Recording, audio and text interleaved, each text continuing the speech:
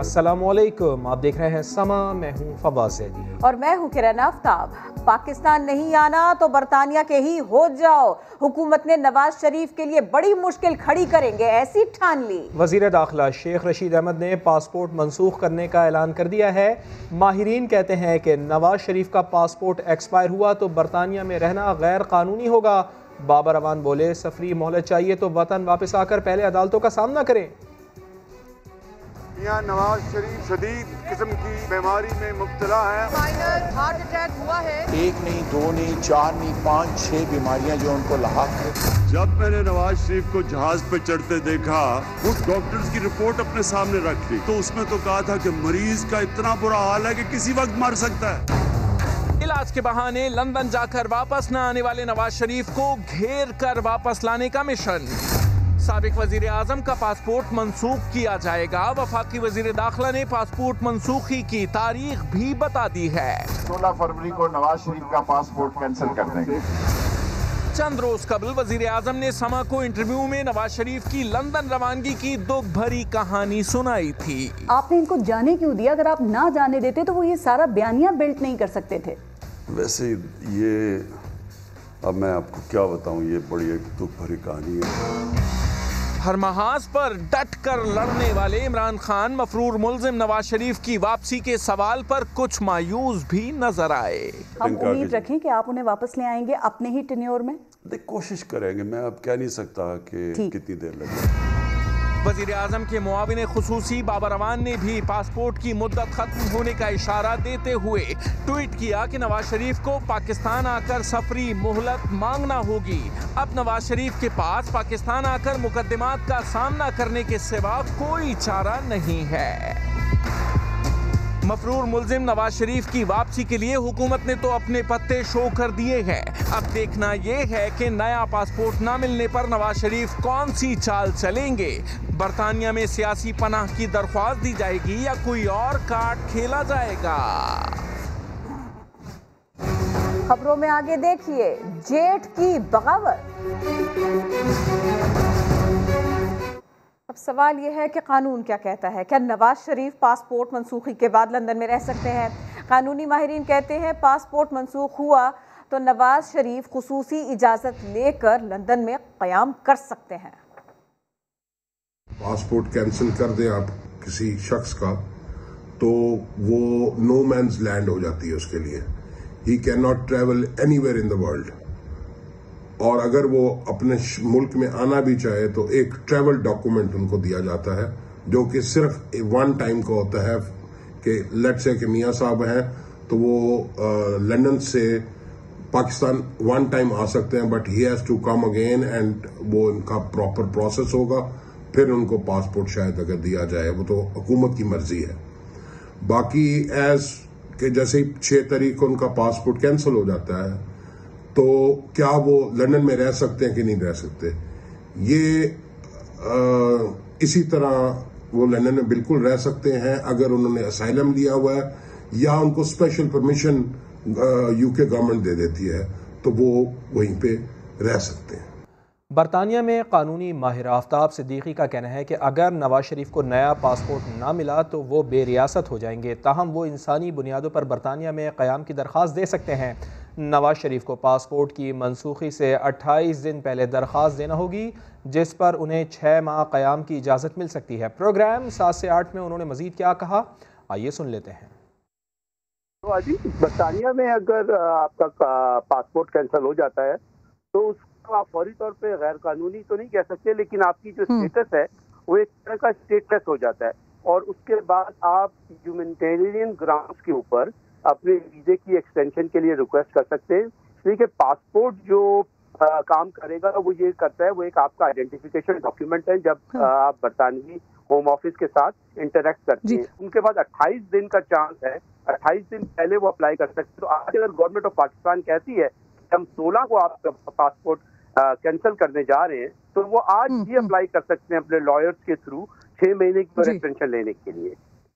और अब इस्तीफों की बात तो मरियम की ससुराल में एक ना चली। जेठ ने भावज का हुक्म मानने से इनकार कर दिया।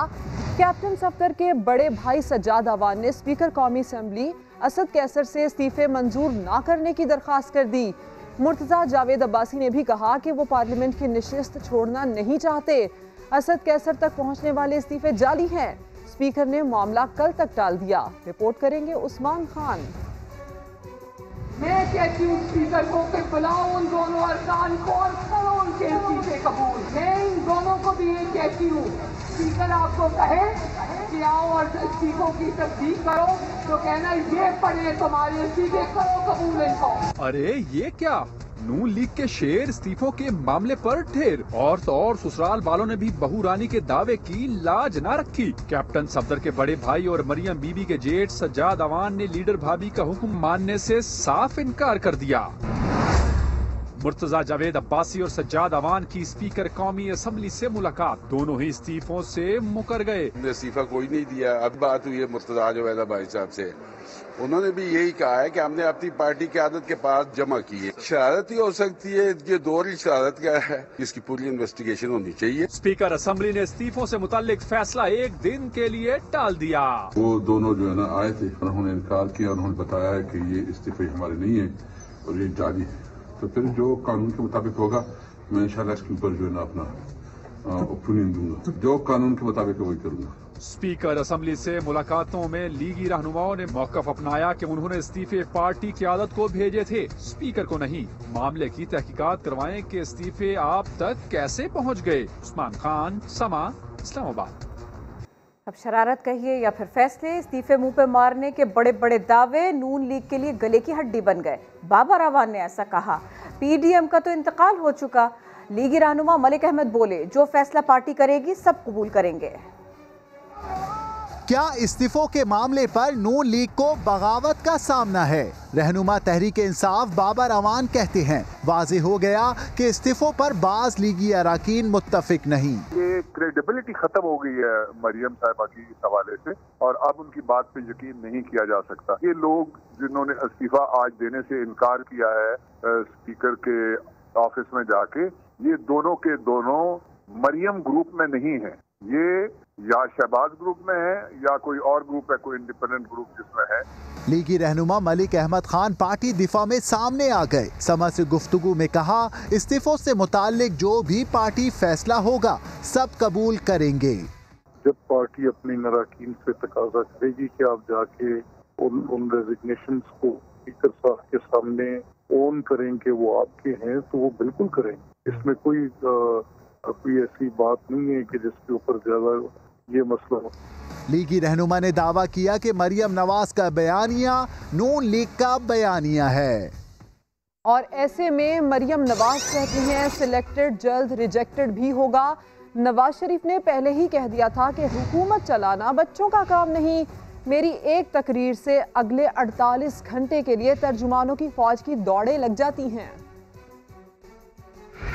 नवाज शरीफ ने कहा था बच्चे घूमते चलाना तुम्हारा काम नहीं है, तुम्हें नहीं आता। तो आज जब 2.5-3 साल बाद अवाम के सामने कमाल डटाई से खड़ा होकर ये कहता है कि तैयारी के बगैर मुझे लाया गया और मुझे कोई काम करना नहीं आता, क्या कुदरत ने आज इमरान खान की जुबान से ये इतराफ करके नवाज शरीफ को सच्चा साबित किया या नहीं किया? इमरान खान, तुम्हारा काम है क्रिकेट खेलना, जाओ और क्रिकेट खेलो। मरियम नवाज एक स्पीच करती है तो 48 घंटे इनकी दौड़ें लगी रहती हैं। फौज के खिलाफ हम नहीं बोलते, फौज हमारा इदारा है। फौज के खिलाफ बोलने पर मुकदमा बनाना है तो इमरान खान की 10-12 साल पहले की जो वीडियोस हैं वो सारी हम अदालत लेकर जाएंगे। पाकिस्तानी फौज के अंदर भी बहुत बहुत ईमानदार और वतन से मोहब्बत करने वाले लोग हैं। अब से कुछ ही देर में देखिए लाखों से करोड़ों का सफर। मरियम नवाज ने ऐसा दावा कर दिया जिसका कोई जवाब ही नहीं बनता। कहा उनके खिलाफ फैसले के बाद जज अरशद मलिक ने नवाज शरीफ से माफ़ी मांगी थी, लेकिन माफ़ी क्यों मांगी, इस मामले में बड़ी कन्फ्यूजन है। नैब के जो जज हैं वो एक अल्लाह को प्यारा हो गया अरशद मलिक, मैं क्या कहूँ उसको, वो घर आकर नवाज शरीफ से माफी मांग कर जाता है और कहता है मैंने तुम्हारी और तुम्हारी बेटी के साथ ज्यादती की थी, मुझे माफ कर देना। मरियम नवाज का नया दावा, ये सच्चा है या झूठा, ये बात अपनी जगह, मगर इस बार दावे के अंदर ही कुछ गड़बड़ लगती है। अरशद मलिक साहब के सामने जो केस था मरहूम के सामने, वो दोनों केसेस में मरियम नवाज तो मुल्जिम थी ही नहीं। जी हाँ, मरियम नवाज का कोई केस मरहूम जज अरशद मलिक के पास था ही नहीं। एहतसाब अदालत के मरहूम जज अरशद मलिक के पास नवाज शरीफ के खिलाफ 2 केसेस थे। अल अजीजिया केस में नवाज शरीफ को सजा हुई और फ्लैगशिप रेफरेंस में वो बरी हुए, जबकि मरियम नवाज का केस एवनफील्ड रेफरेंस तो एहतसाब अदालत नंबर 1 के जज जस्टिस मोहम्मद बशीर के पास है। मगर फिर मरियम नवाज ने मरहूम जज अरशद मलिक की मुआफी का दावा क्यों किया? अकामों के मामले पर कोई कंफ्यूजन नहीं। मुशीर पार्लिमानी उमूर बाबर आवान ने नवाज शरीफ, ख्वाजा आसिफ और एहसन इकबाल के अकामों का मकसद सिर्फ और सिर्फ मनी लॉन्ड्रिंग करार दिया। शाह महमूद कुरैशी कहते हैं मनी ट्रेल मांगी जाए तो सियासी इंतकाम का बहाना बना लिया जाता है। ख्वाजा आसिफ नैब को सवालों के जवाब वाज़े तौर पर दे देते तो नौबत गिरफ्तारी तक पहुंचती ही क्यों? अब्बास शबीर रिपोर्ट कर रहे हैं। इस्लामाबाद में 3 काबीना अरकान की मुश्तरका प्रेस कॉन्फ्रेंस में बाबर अवान का बड़ा सवाल। बोले पाकिस्तान के वजीर आजम, वजीर दिफा, वजीर मनसूबाबंदी को अकामे रखने की जरूरत क्या थी? मेहनत कश के और सियासी अकामे का फर्क भी बता दिया। बोले मरियम नवाज के मुताबिक तो उनके वालिद को अकामा में दी गई सजा जायज ही नहीं।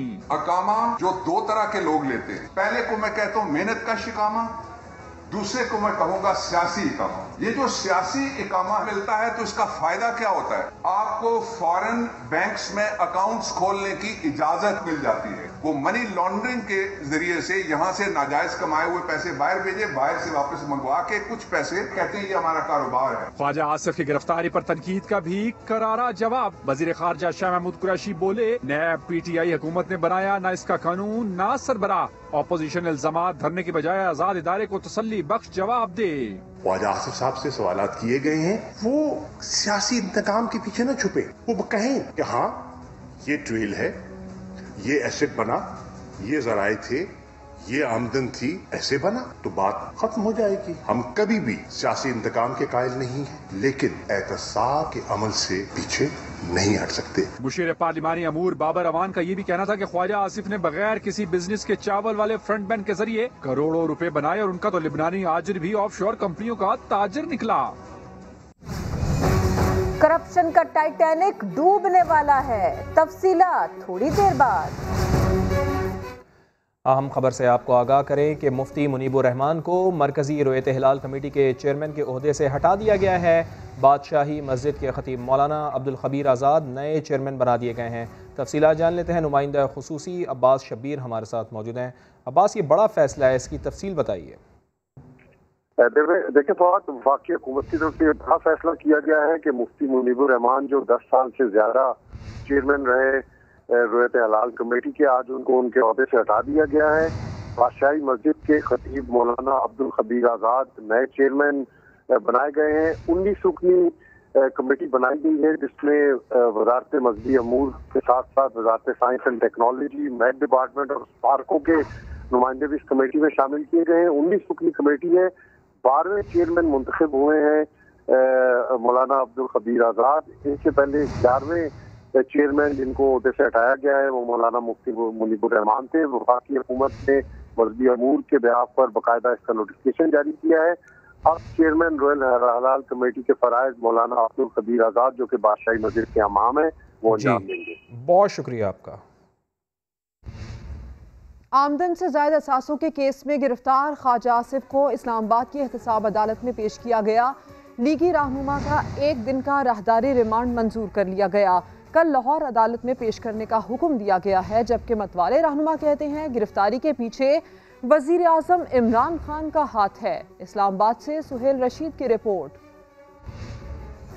आमदन से जायद असासों का केस, गिरफ्तार लीगी रहनुमा ख्वाजा आसिफ एहतसाब अदालत में पेश। लाहौर मुंतकिली के लिए 1 रोज़ा राहदारी रिमांड दे दिया गया।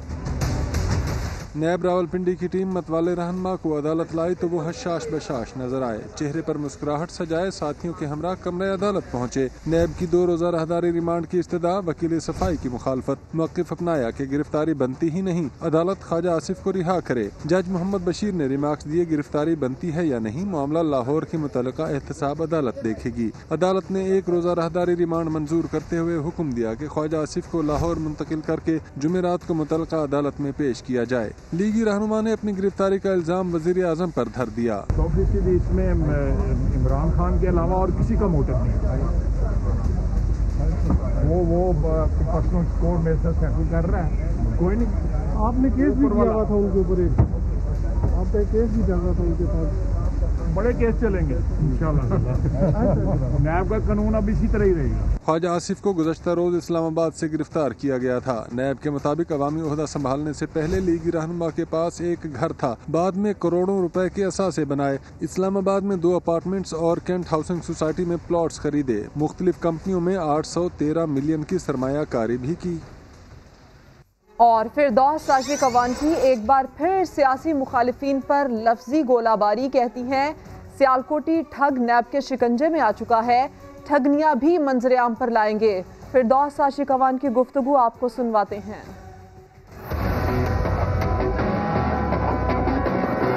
करप्शन किंग सियालकोटी ठग जो है वो नैब के शिकंजे में आया है। बद ज़बानी में उन्होंने हमेशा ट्रॉफियां जीती, ईवल गठजोड़ भी नैब ने बेनकाब किया। वो ईवल गठजोड़ जो था एक ऐसी खातून से मुतल्लिका था जिसको मसूफ जो है अपने अकाउंट से मुस्तफीद फरमाते रहे। कैश माला कहते हैं उनको, कैश माला। वो आप समझ जाए कि जिसकी जेब में कैश है उनके गले की माला है। राजकुमारी जाली और मौलाना फजलुर रहमान दोनों क्रीज पे अकेले खड़े हैं बैट पकड़ के, और 9 खिलाड़ी आउट हो चुके हैं। आप फिलफौर सीट बेल्ट बांध लें क्योंकि आपका करप्शन का टाइटैनिक जो है वो डूबने वाला है। मुअव्विन खुसूसी बराए इत्तलात फिरदौस राशिद कवान खुद को नजर बद से कैसे महफूज करती हैं और अपने गुस्से पर कैसे काबू पाती हैं, समा ने मालूम कर लिया। मुअव्विन खुसूसी के राज उन्हीं की ज़बानी जान लेते हैं।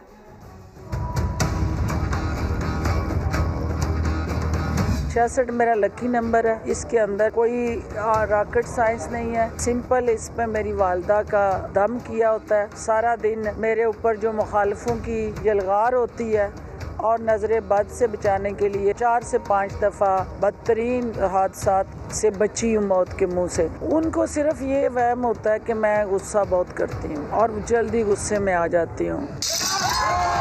सच जो है हमेशा कड़वा होता है और मैं कुछ ज़्यादा सच बोल जाती हूँ, तो वो फिर मुझे हर वक्त जो है उनको ये होता है कि आज कोशिश करना कि किसी से लड़ना नहीं।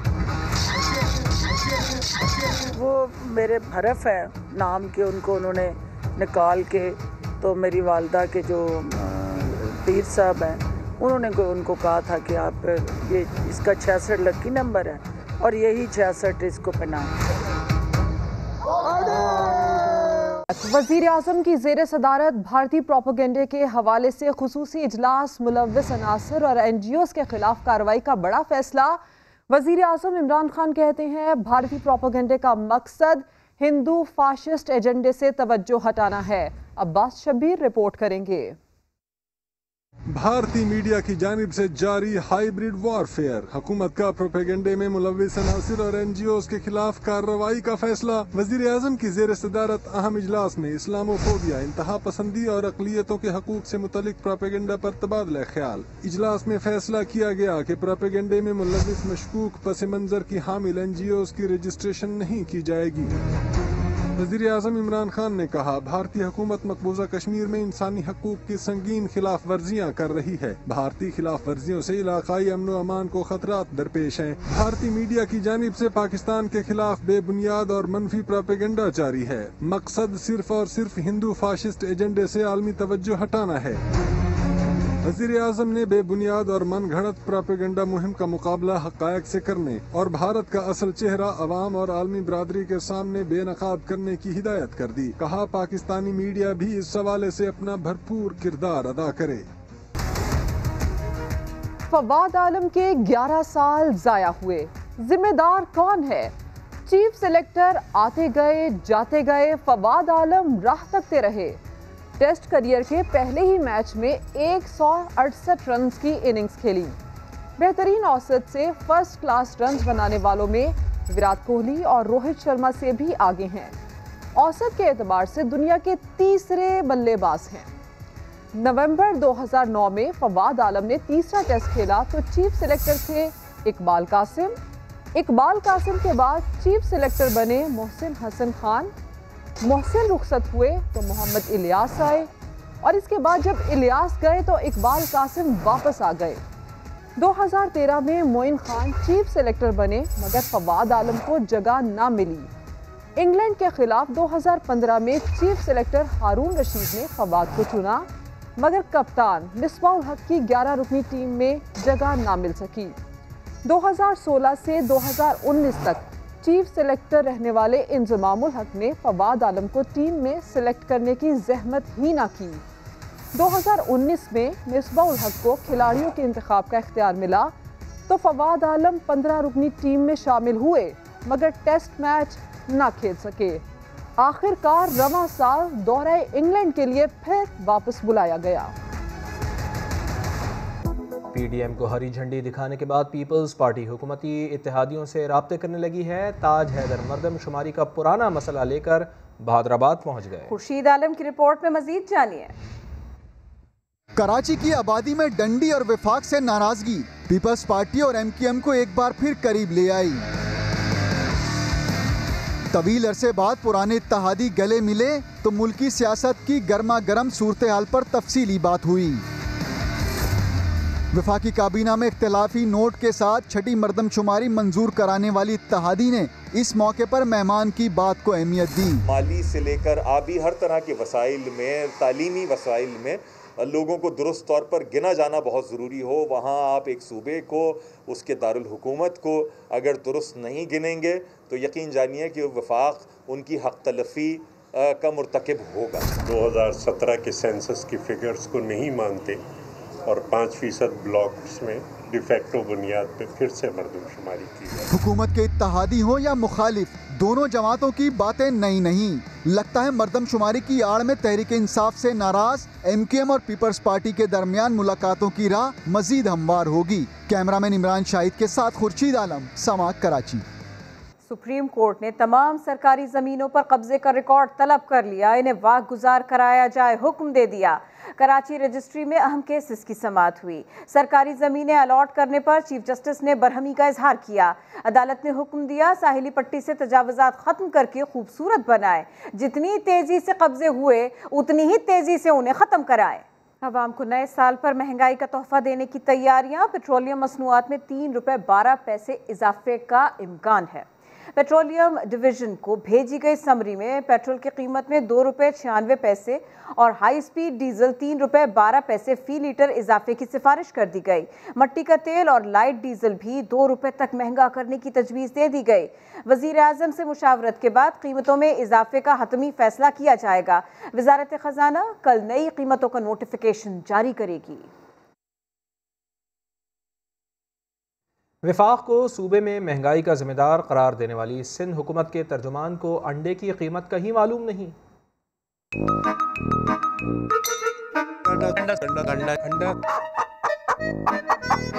अंडा वो अंडा जो अब 30 रुपए का मिल रहा है, थैंक्स टू इमरान खान।